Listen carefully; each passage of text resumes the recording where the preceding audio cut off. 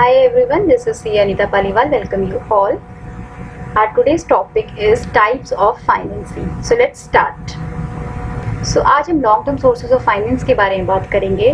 जैसे कि आपको याद है, हमने basically long term sources of finance में कहा था एक्सटर्नल की अगर मैं बात करूं तो ओनर्स का फंड होता है और आउटसाइडर का फंड होता है, राइट. सो ओनर के फंड में ओनर्स कैपिटल जिसको हम बोलते हैं equity capital and preference capital है, और डेट जो कि आपने एक्सटर्नल सोर्सेज से लिए हैं. सबसे पहले देखते हैं equity share capital. Equity share capital यानी कि एक कंपनी है जिसने अपने इक्विटी शेयर्स इशू करे हैं मार्केट में. जो भी लोग उन इक्विटी शेयर्स को खरीदेंगे वो इक्विटी शेयर होल्डर कहलाएंगे.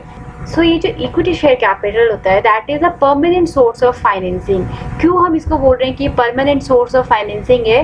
क्योंकि इक्विटी शेयर कैपिटल का जो पैसा होता है कंपनी को अपने लाइफ टाइम में रिडीम नहीं करना होता, वापस नहीं करना होता. This is to be repaid only at the time of the liquidation of the company और the winding up of the company.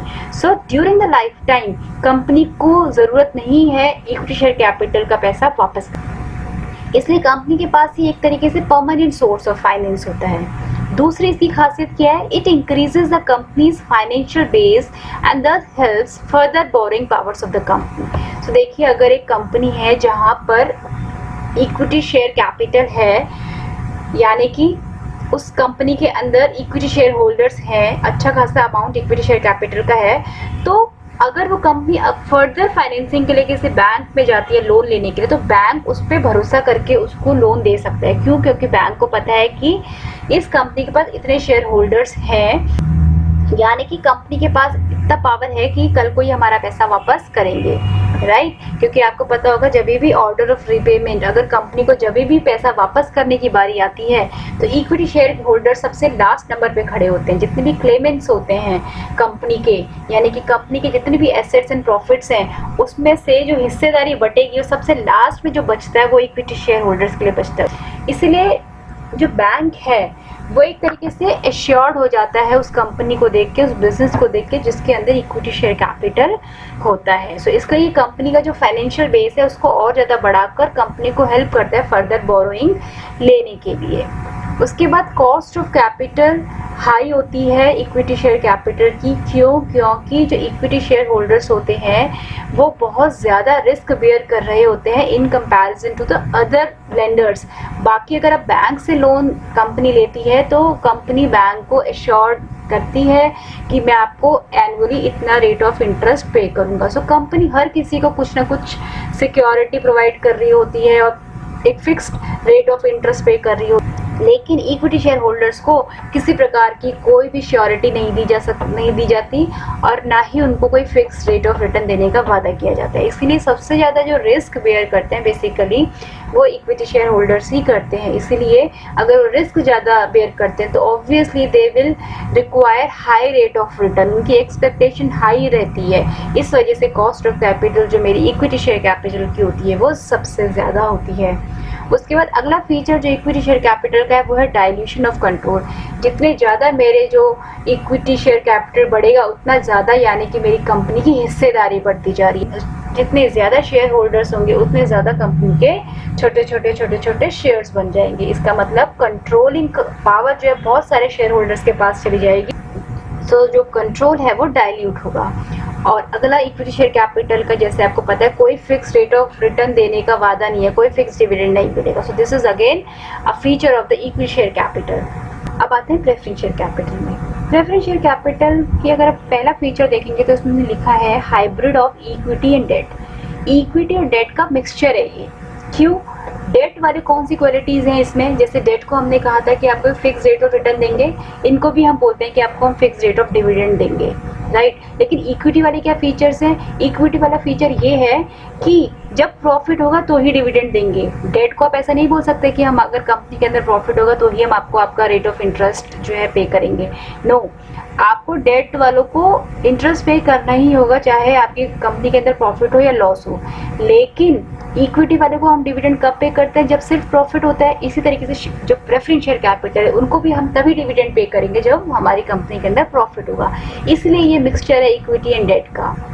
दूसरा नॉर्मली जो होता है क्यूमुलेटिव डिविडेंड होता है, यानी कि इस साल अगर मान लेते हैं कंपनी के अंदर लॉस आया है, कंपनी डिविडेंड पे नहीं कर पा रही है, तो कंपनी जो डिविडेंड इस साल का जो ड्यू हो गया प्रेफरेंस शेयर होल्डर्स का, उसको एक्यूमुलेट करके नेक्स्ट ईयर लेके जाएगी जब प्रॉफिट होगा। जिस साल प्रॉफिट होगा उस साल पूरा जो भी क्यूमुलेट हुआ है डिविडेंड वो पे कर दिया जाएगा। इसलिए नॉर्मली क्यूमुलेटिव डिविडेंड्स होते हैं। इसमें कोई कंट्रोल डाइल्यूट नहीं होता है, क्योंकि इक्विटी शेयर होल्डर्स के पास वोटिंग राइट होता है, प्रेफरेंस शेयर कैपिटल के पास कोई वोटिंग राइट नहीं होता है। उसके बाद एक फीचर हमने लिखा है लीवरेज एडवांटेज।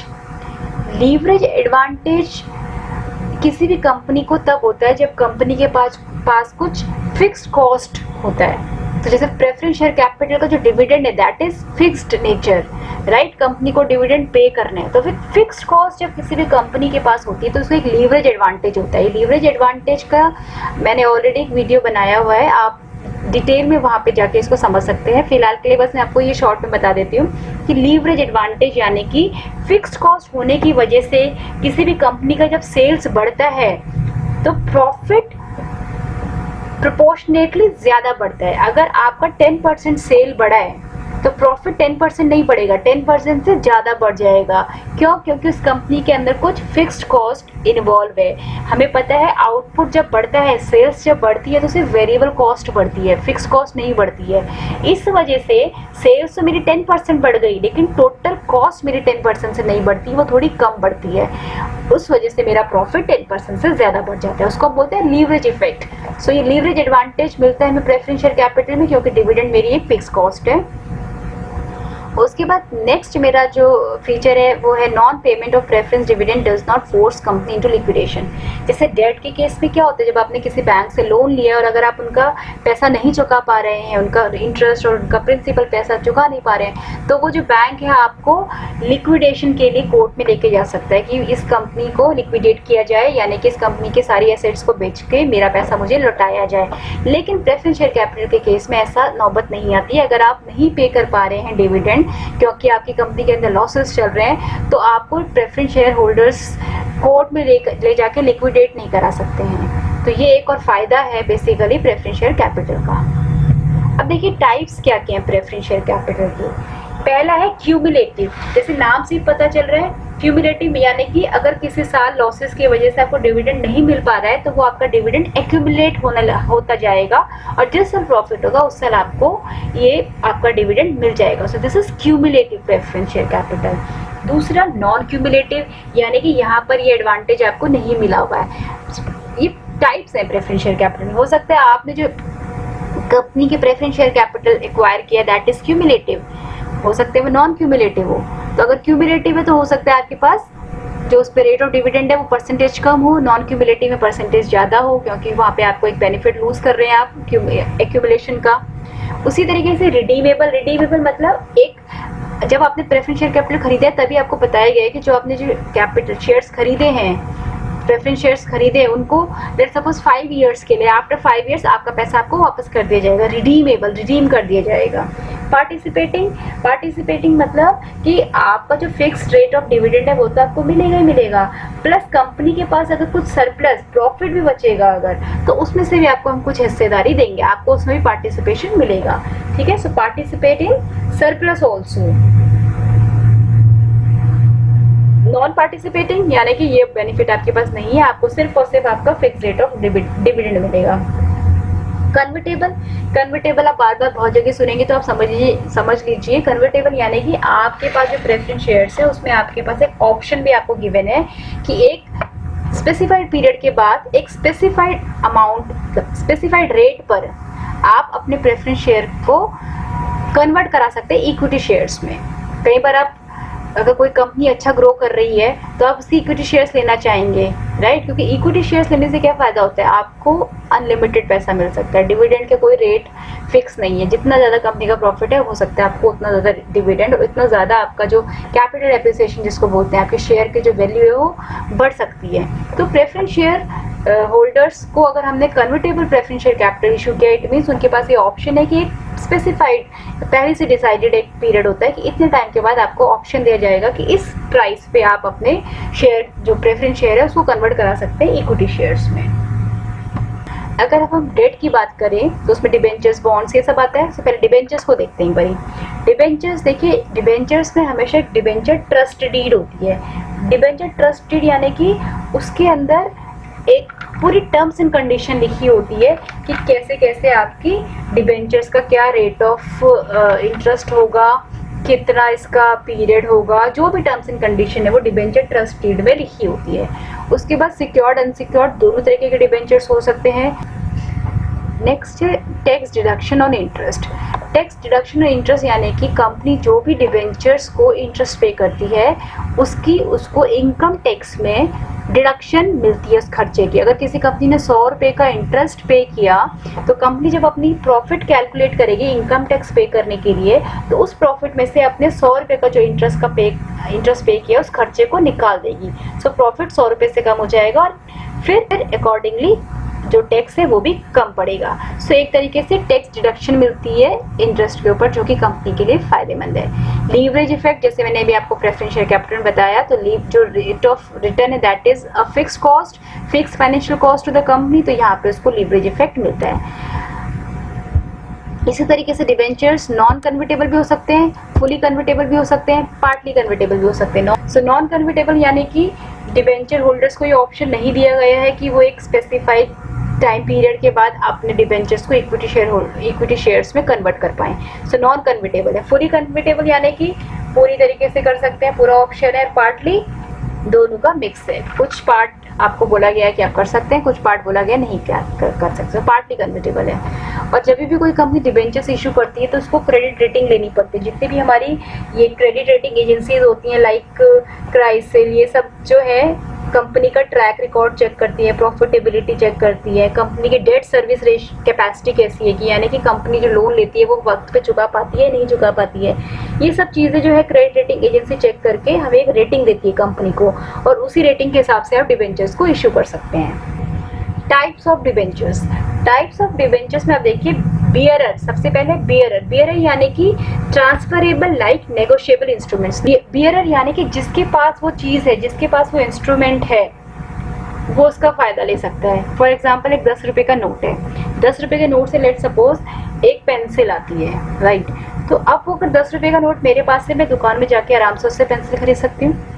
कहीं मुझे दिखाने की ज़रूरत नहीं है, अपना आईडी प्रूफ देने की ज़रूरत नहीं है कि ये जो 10 रुपये हैं ये मेरे हैं तो मेरे को इसमें खरीदना है। इसी तरीके से जब वो 10 रुपये आपके पास पहुंच जाएंगे, आप जाके इस दुकान से खरीद सकते हैं पेंसिल। आपको कहीं अपना आईडी प्रूफ दिखाने की ज़रूरत नहीं है कि भैया ये जो 10 रुपये मेरे पास पड़े हैं इसका मालिक मैं ही हूँ। बियरर यानी कि जिसके पास वो इंस्ट्रूमेंट है, जिसके पास वो कागज़ है, वही उसका मालिक है, ठीक है। So this is bearer. Registered इसका उल्टा हो गया। रजिस्टर्ड यानी कि जो डिबेंचर के ऊपर इंटरेस्ट है वो किसको मिलेगा, रजिस्टर्ड पर्सन को। जो कंपनी के पास एक रजिस्टर बना होगा जिसमें उन्होंने सारे अपने डिबेंचर होल्डर्स का नाम लिखा होगा, वहाँ पे जिसका नाम लिखा गया है उस पर्टिकुलर डिबेंचर के आगे उसी को इंटरेस्ट मिलेगा। इसका मतलब अगर कभी मैं वो लेट्स सपोज मेरे पास वो डिबेंचर है और मैं आपको वो डिबेंचर बेचती हूँ तो मुझे कंपनी को इन्फॉर्म करना पड़ेगा, आपका रिकॉर्ड वहाँ पे अपडेट कराना पड़ेगा, तब जाके उस डिबेंचर के ऊपर जो इंटरेस्ट है वो आपको मिलेगा, ठीक है। ये रजिस्टर्ड है यानी कि कंपनी के रजिस्टर में जो रिकॉर्ड्स में जिसका नाम है उसी को इंटरेस्ट मिलेगा डिबेंचर के ऊपर। मॉर्टगेज यानी कि मॉर्टगेज का था गिरवी रखना। तो ये एक ऐसा डिबेंचर हो गया जिसको हमने सिक्योर किया by a charge of an asset. Company ने अपनी कोई एसेट है उसको गिरवी रख के उतने अमाउंट का डिबेंचर इशू किया है। सो इन केस अगर कंपनी कल को नहीं पे कर पाती डिबेंचर होल्डर्स का पैसा तो वो जो एसेट है उसको बेच के पेमेंट किया जा सकता है। अगला है सिंपल और नेकेड यानी कि अनसिक्योर्ड। इसको हम अनसिक्योर्ड डिबेंचर्स को बोलते हैं, नेकेड और सिंपल डिबेंचर्स। रिडीमेबल यानी कि मेच्योरिटी डेट जब आएगी तो हम इसको क्या करेंगे, रिडीम कर देंगे। सो मेच्योरिटी डेट जो होती है वो डिबेंचर के ऊपर ही मेंशन होती है कि ये टाइम है, इस टाइम पे ये रिडीम हो जाएगा। और नॉन रिडीमेबल, इंडिया के अंदर नॉन रिडीमेबल डिबेंचर्स इशू करना अलाउड ही नहीं है, पर अगर हम उसको समझना चाहें तो बेसिकली ये वो डिबेंचर्स है जहाँ पे मेच्योरिटी डेट मेंशन नहीं होती, यानी कि सिर्फ और सिर्फ जब कंपनी लिक्विडेट होगी, बंद होगी, तभी आपको पैसा वापस मिलेगा। So this is all for today. Thanks for watching.